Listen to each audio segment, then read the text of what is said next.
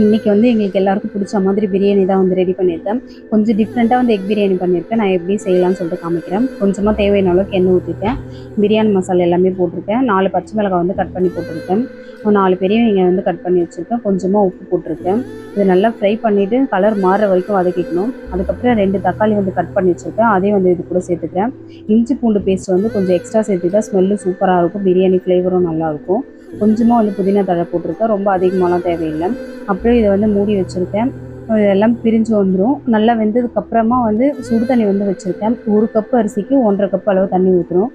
நம்ம தம் போட்டு பண்ணுறதுனால வந்து ஒரு 1/2 கப்பு வந்து எக்ஸ்ட்ரா ஊற்றிக்கணும். சாரி சொல்ல மறந்துட்டேன். மிளகாத்தூள் மட்டும் 2 ஸ்பூன் போட்டிருக்கேன். தனி மிளகாத்தூள். அதுக்கப்புறம் பிரியாணி மசாலா வந்து வச்சுருக்கேன். கொஞ்சமாக கரம் மசாலா, அப்புறம் வந்து லைட்டாக வந்து மஞ்சப்பொடி போட்டிருக்கேன். இதுக்கு பேஸ் வந்து கீழே வந்து அரிசி போட்டுக்கணும். அதுக்கு மேலே வந்து எக் போட்டுக்கணும். அதுக்கு மேலே அரிசி போட்டுட்டு லெமன் புழிஞ்சு விட்டுட்டு அதுக்கப்புறமா வந்து புதினா தழைலாம் போட்டுட்டேன். பிரியாணி சூப்பராக இருக்கும். ஒரு 10 நிமிஷம் வச்சுட்டா சூப்பராக இருக்கும். ட்ரை பண்ணி பாருங்கள். இது சென்டரில் வந்து எக் இருந்தால் தான் நல்லாயிருக்கும். அப்போ தான் வந்து அதோடய ஃப்ளேவர் இறங்கிருக்கும்.